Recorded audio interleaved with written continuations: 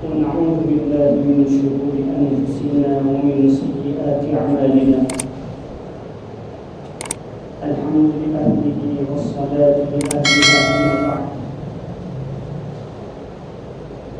اللهم صل على سيدنا محمد بعدد كتاب ودواب وبارك وسلم.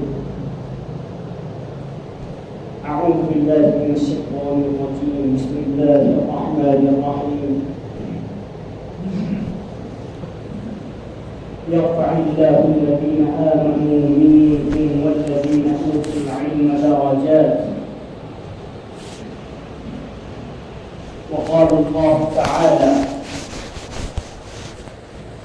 العلماء إنما يخشى الله من عباده العلماء. صدق الله العلي العظيم. قال النبي صلى الله عليه وسلم: من يرد الله به خيرا يفقهه في الدين. وقال عليه الصلاة والسلام: فقيه واحد أشد على الشيطان من 1000 عابد. وقال النبي صلى الله عليه وسلم: العلماء ورثة الأنبياء، أو كما قال النبي صلی اللہ علیہ وسلم. محترم اور مکرم عزیزوں، بزرگوں، دینی بھائیوں، اس وقت میرا موضوع سخن ہے علماء کا مقام اور علماء کے فضائل. اس سے بڑی فضیلت علماء کے لیے کیا ہو سکتی ہے؟ اہل علم کے لیے کہ سرکار جو عالم صلی اللہ علیہ وسلم کی حدیث ہے، بالکل صحیح حدیث: خیرکم من تعلم القرآن وعلمہ. تم میں سب سے بہتر انسان شخص وہ ہے جو قرآن کو سیکھے اور سکھائے.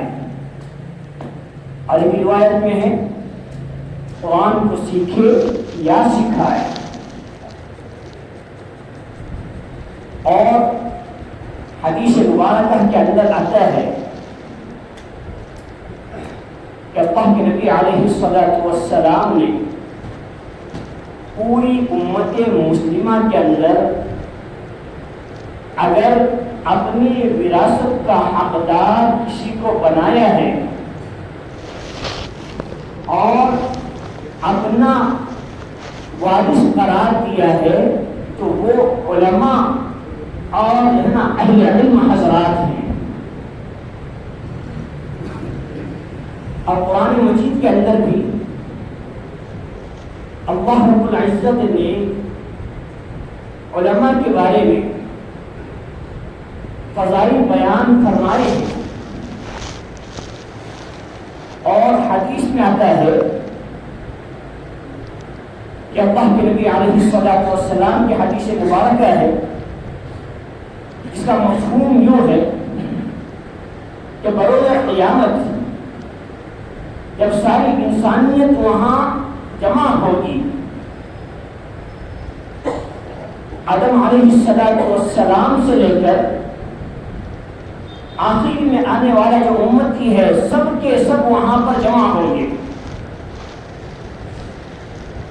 اور ماحول ایسا ماحول ہوگا کہ نفسا نفسی کا عالم ہوگا. ہر کوئی عزیز اور قریب، ہر ایک کے لیے اجنبی کی حیثیت وہاں اپنائے ہوئے ہوں گے. یہاں تک کہ جیسے قرآن نے کہا ہے یوم یفر المرء من اخیہ، سورہ عبس کے اندر اس کا تذکرہ ہے. چند آیات کے اندر کہ سگا سگے سے دور ہو جائے گا.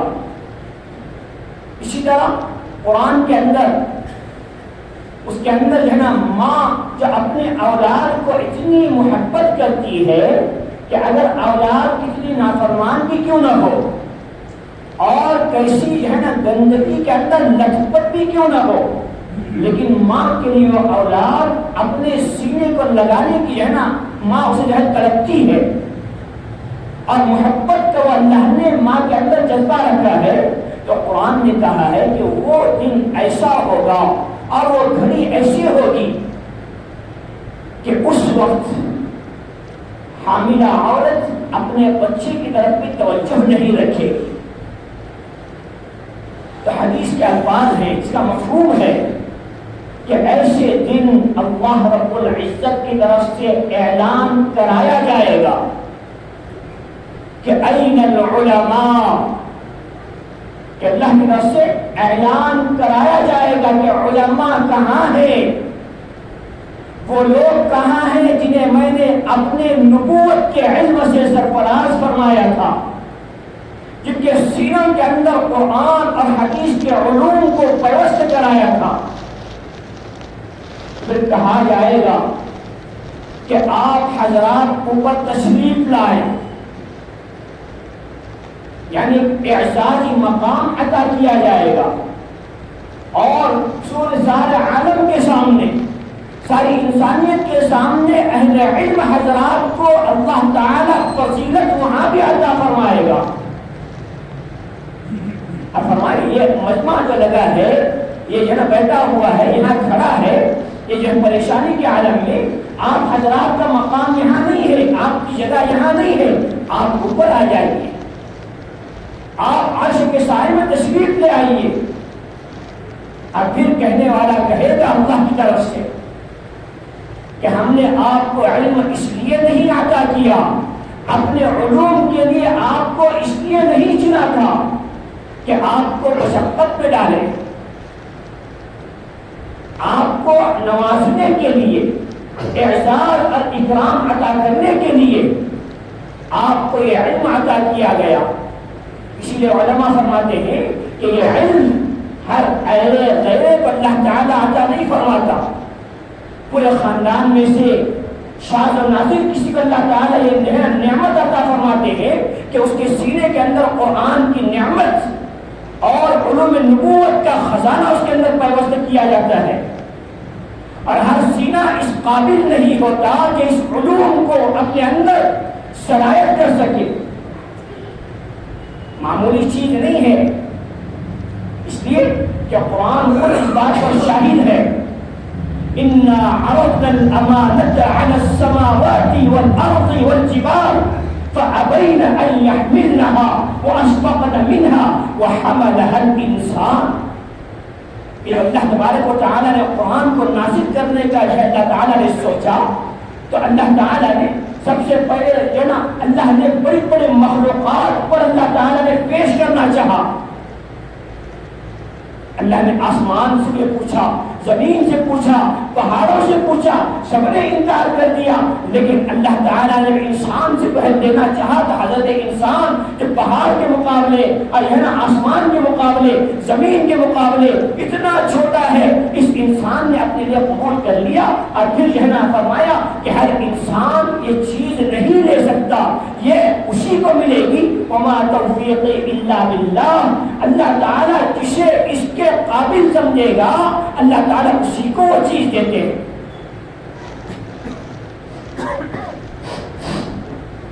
اور ایک حدیث کا مفہوم ہے کہ بروز قیامت اللہ تعالیٰ علماء سے کہیں گے، اہل علم حضرات سے کہا جائے گا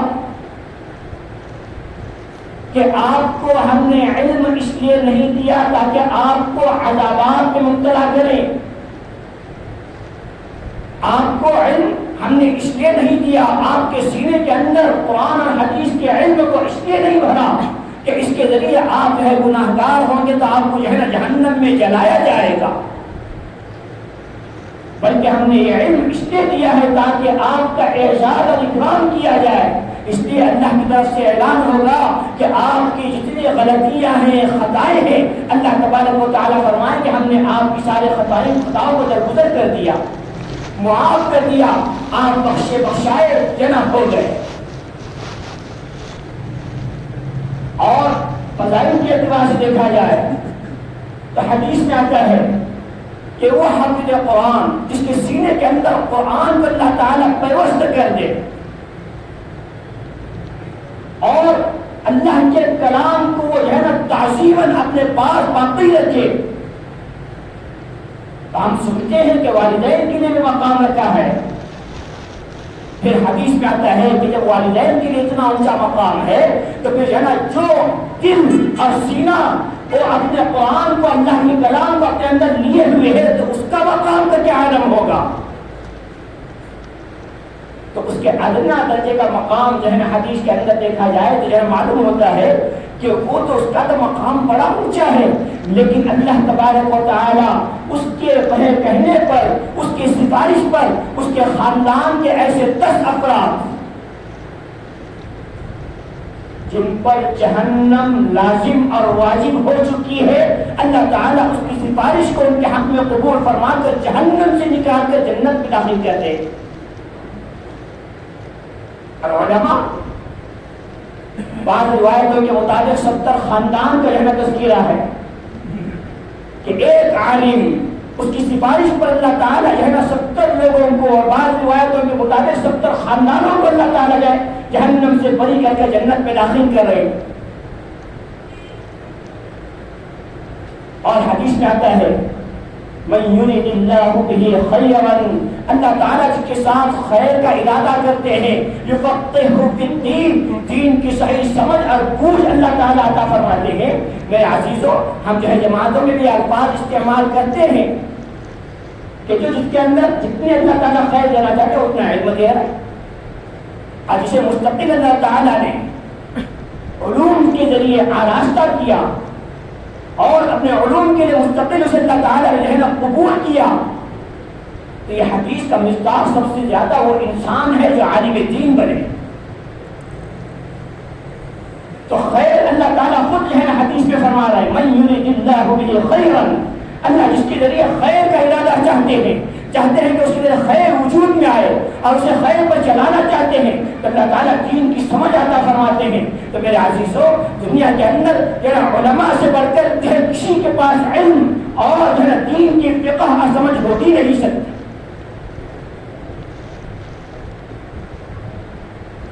اسی لیے میرے عزیزوں، بتلانا یہ مقصود ہے کہ جب علماء کا مقام یہ ہے اور علماء کی جو ہے نا مقام کو اتنا اجاگر کیا گیا ہے تو ایک جگہ فضائل ہیں، دوسری جگہ علماء کی نافرمانی کرنے پر اور علماء کے ساتھ برا برتاؤ کرنے پر ہے نا اس کے بارے میں عتابات میں نازل کیے گئے. جسے ہم سنتے ہیں رمضان کے اندر بڑے فضائل آتے ہیں، حج پر جائیں تو بڑے فضائل ہیں، عمرے پر جائیں تو بڑے فضائل ہیں. کیا فضائل صرف ہے وہاں پر بے ادبی کرنے پر جو ہے نا عتاب نہیں ہے؟ تو علماء نے صاف لکھا ہوا ہے جہاں فضائل کا مقام بڑھتا ہے وہاں پر نافرمانی کا بھی جو ہے نا وہاں جو ہے عتاب کا بھی ہے نا مرتبہ مقام بڑھا دیا جاتا ہے. ایک ہے عام آدمی کو گالی دینا، یہ بھی جو ہے شریعت میں ناپسندیدہ اور حرام ہے. سباب المؤمن فسوق، حدیث میں صاف ہے کہ عام مسلمان کو بھی گالی نہیں دے سکتے.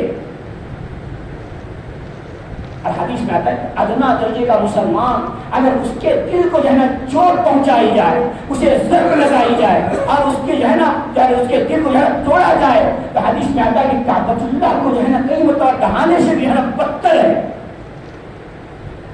پھر ایک عالم دین اور جو دین کے علوم سے آراستہ ہیں، اگر ان کے بارے میں بدزبانی کا استعمال کھلے عام اور جو ہے نا کھلے عام کیا جائے تو کیا اللہ تعالیٰ اس کی اور اس کی نسلوں کی حفاظت فرمائے؟ میرے عزیزوں، ڈرنے کا مقام ہے. آج امت اس بات کو سمجھنے کی ضرورت ہے کہ جس طرح انبیاء کا مقام ہے اور انبیاء نے کہا کہ علماء انبیاء کے وارث ہیں، تو انبیاء کی وراثت اللہ تعالیٰ نے علماء کی طرف یوں ہی منتقل نہیں کی ہے. اس کے پیچھے کی وجہ اللہ اور اس کے نبی جانتے ہیں. اسی لیے ہمیں چاہیے کہ ہم جو ہے نا ہر عالم کا ادب کریں، ہر حافظ کا ادب کریں، ان کی غلطی کوتاہیوں پر نظر نہ ہو. جسے میں نے حدیث کے الفاظ اور مفہوم پیش کیا کہ قیامت میں اللہ فرمائیں گے آپ کی غلطیوں کو ہم نے درگزر کر دیا، معاف کر دیا. میرے عزیز، اللہ غفور ہے، غفار ہے، ستار ہے، حساب کتاب کا معاملہ اللہ کے ہاتھ میں ہے. اللہ وہاں معاف کرنے پر راضی ہے. پہلے ہی بشارت سنائی جا چکی ہے. میں اور آپ کون ہوتے ہیں کہ کسی عالم کی وجہ سے سارے عالموں کو دوش دے، یا کسی عالم کی غلطی کو دیکھ کر اس کے پیچھے ہاتھ دھو کر پڑ جائے، یا کہیں کہ علماء یہ جو ہے نا دین کو جیسا ستیاناش کرنے والے، کہ اللہ کی حدیثیں غلط ہے، اللہ کا یہ کلام غلط ہے، نبی کی حدیثیں غلط ہے۔ میرے عزیزوں، تو سب سے پہلی بات، علماء کا مقام کسی کے کہنے سے گھٹنے والا نہیں ہے۔ نبی کا مقام گھٹانے کی بہت کوشش کی گئی، ساحر کہا گیا، جادوگر کہا گیا، ہے نا دیوانہ کہا گیا، اور ہے نا بہت کچھ کیا گیا، لیکن جو اللہ کی طرف سے فیصلہ ہوتا ہے وہ فیصلہ ہو کر ہی رہتا ہے۔ اس طرح جب حدیث اور قرآن میں کہا گیا کہ علماء کا مقام سب سے بڑا ہے، ایمان والوں کے درجات الگ ہیں، لیکن اللہ نے قرآن میں فرمایا یرفع اللہ الذین آمنوا منکم والذین اوتوا العلم درجات، ایمان والوں کا ذکر کیا، پھر آگے الگ سے جنا اہل علم حضرات کا اللہ تعالیٰ ذکر علیحدہ کر کے فضائل بتلا رہے کہ ایمان والوں کے مقابلے میں علم والوں کا مقام اور مرتبہ اللہ تعالیٰ مزید زیادہ کرے۔ یہ حافظ عالم معمولی نہیں ہے، اگرچہ دنیاوی اعتبار سے، مالی اعتبار سے، اسباب کے اعتبار سے کم نظر آئے، لیکن کل قیامت کے دن جو ان کا جو ہے نا مقام اور مرتبہ ہوگا، یہ دیکھ کر ہم جو ہے نا حیرت اور زنج رہ جائیں۔ اور آج کے اللہ نے علماء کو عزت عطا فرمائی ہے۔ بعض لوگ کہتے ہیں، اور جو ہے نا علماء نے کتابوں میں لکھا ہے کہ اہل علم کی توہین کرتا ہے، اہل علم کی توہین اور تصدیق کرتا ہے۔ اللہ تعالیٰ مرنے سے پہلے اس کے ایمان کو سلب کر لیتے ہیں اور اس کی نسلوں کے ایمان پر خطرہ ہے۔ اور بعض علماء نے لکھا ہے ایسا شخص اگر آپ کو دیکھنا ہے، اس بات کی گواہی دینی ہے، تو اگر مر جائے اور دفن کیا جائے تو دفن کے بعد میں دوسرے دن جا کر اس کی قبر کھول کر دیکھنا، اس کا چہرہ قبلے کی طرف سے کھڑا ہوا نظر آئے گا۔ جو علماء کی تصدیق کرتا ہے، علماء کی توہین کرتا ہے، ہمیں تو حکم ہے عام مسلمان کی اچھائیاں دیکھیں، عام مسلمانوں کی اچھائیاں دیکھیں۔ صحابہ کے بارے میں بھی آتا ہے کہ جب جو ہے کوئی برائی دیکھتے تھے تو اس کی تعویل اچھائی سے ذات کرتے تھے، نہیں ممکن ہے میرے دیکھنے میں غلطی ہوئی ہو، میرے سننے میں غلطی ہوئی ہو، میرے سمجھنے میں غلطی ہوئی ہو۔ یہاں تو حال یہ ہے کہ اپنے ذاتی مفاد کے لیے چند جو ہے سکوں کے لالچ کے اندر اور چند جو ہے نا رتبوں کے مقام کے اعتبار سے اپنے آپ کو اونچا دکھانے کے لیے اللہ کے جو ہے نا وارثین کو، نبی کے وارثین کو، اللہ کے محبوب کے وارثین کو ہم جو ہے سر عام ذلیل کر رہے ہیں، نیچا دکھانا چاہ رہے ہیں، تھوڑی واہ لینے کے لیے، اور کسی کافروں کی، ان بھی جن پر اللہ کا جو ہے نا رحمت برس رہی ہے، نہ اللہ کا جو ہے سکون ان کے ساتھ میں ہے، نہ نبی کی جو ہے نا شفاعت کو حقدار ہیں۔ اس لیے میرے عزیزوں، تو ایک تو علماء کی توہین سے بچے، ان کی عزت کرے، جتنا ہو سکتا ہے عزت کرے، تسلیم سے اپنے آپ کو بچائے۔ اس لیے کہ جسے میں نے کہا ہے اور یہ بالکل برحق ہے کہ اگر توہین کریں گے، تسلیم کریں گے، خود کا ایمان بھی چلا جائے گا، نسلوں کے ایمان بھی بے خطرے ہیں۔ اس لیے بے ادبی سے، توہین سے، تسلیم سے بچے، علماء کا ساتھ دے، ان کی جو ہے نا ماتحتی میں چلے۔ اس لیے کہ دیکھو بعض لوگوں نے کہا نا کہ علماء اور ملا کے دور تو مسجد تک، اب مسجد تک جو رہے گا وہ تو اللہ کو پسند ہے، جو مسجد تک ہے وہ تو اللہ کو پسند ہے، حدیث میں صاف ہے، جسے مسجد کا عادی دیکھو اس کے ایمان والے ہونے کی گواہی دو۔ تو ملا کے دور مسجد تک رہنے کے بازاروں تک رہے گی، اصل کام تو یہی ہے۔ اور جو ملا کا ساتھ نہیں رہے گا وہ جو ہے نا ختم ہو جائے گا۔ صاف الفاظ میں کہہ رہا ہوں، جسے جو نبی کی اطاعت لے کر چلا اور نبی کے ماتحتی میں چلا، اللہ نے کامیاب کر کے دکھایا۔ اور جو قیامت تک علماء ربانی کی ان کی ماتحتی کو اختیار کر کے چلے گا، اللہ تعالیٰ اسے اور اس کی نسلوں کو بھی اللہ کامیاب کرنے والے ہیں۔ اور جو یہ سمجھتا ہے کہ علماء کے ساتھ پیچھے چلنے سے ہمارا جانا نقصان ہے، تو سمجھ لو کہ دنیا بھی خسارے میں اور آخرت بھی خسارے میں۔ بعض لوگ یہ بھی کہہ رہے ہیں کہ علماء کی ضرورت ہمیں کیوں؟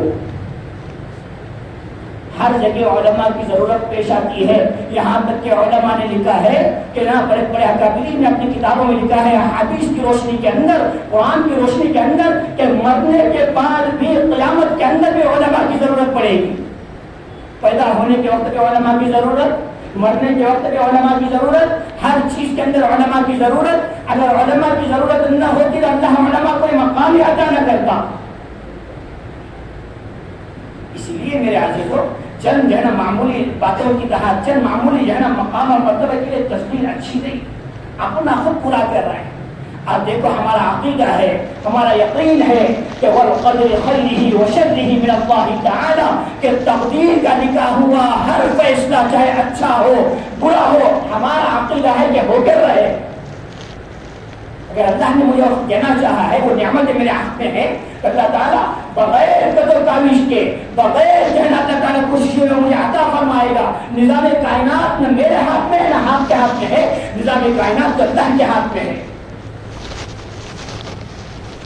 اسی لیے میرے عزیزو, یہ جو ہے نا میں کیوں یہ آپ پر یہ عنوان اپنایا ہے, یہ جو ہے نا آپ کو سمجھنے کی ضرورت ہے کہ ابھی جو ہے نا الیکشن کا جو سیزن چل رہا تھا, تو چند جو ہے نا ٹکٹوں کے لیے, چند روپیوں کے لیے, چند مقام اور روپے کے لیے, ہے نا غیروں کو خوش کرنے کے لیے میرے عزیزو, ہے نا بعض ہمارے جو ہے مسلمان بھائیوں نے ایسی باتیں کہی ہے جس میں علماء کی جو ہے سرعام تصویریں کی گئی ہے, بڑے بڑے علماء.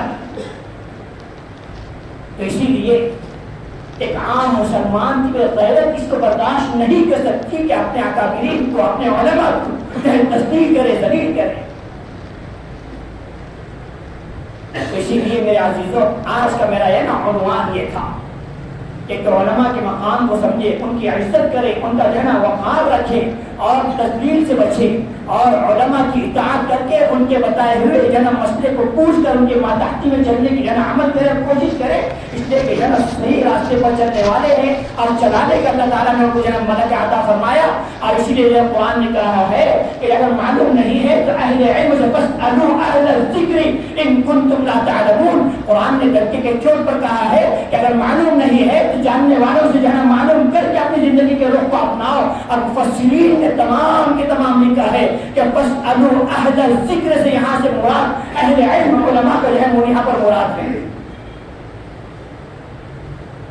صحیح جاننے والوں کے پیچھے چلیں گے تو صحیح منزل پر چلیں گے, اگر صحیح جاننے والوں کے پیچھے نہیں چلیں گے تو غلط راستوں پر چلیں گے, تو غلط جو ہے منزل پر پہنچ جاؤ گے تو پریشان ہو جائیں. اگر چاہتے ہیں کہ دنیا بھی ہماری عافیت کے ساتھ گزرے, دنیا کے اندر بھی صحیح منزل تک ہم پہنچ جائیں, اور ہمارے موت بھی صحیح منزل پر ہو, اور ہمارے جو ہے نا آخرت کامیاب ہو, تو میرے عزیزوں اس کا واحد راستہ یہ ہے کہ صحیح علماء کے بتائے ہوئے راستے کو چنیں, اور علماء ربانیین کی جو ہے اطاعت کو قبول کر کے ان کے بتائے ہوئے طریقے پر عمل کرتے رہیں. میرے عزیزوں اس کے ذریعے اللہ ہمیں بھی کامیاب فرمائیں گے, ہمارے نسلوں پہ اللہ تعالیٰ ہدایت کے اسباب پیدا فرمائیں گے. اللہ تعالیٰ ہمیں عمل کرنے کی توفیق عطا فرمائے. وآخر دعوانا الحمد للہ رب العالمین.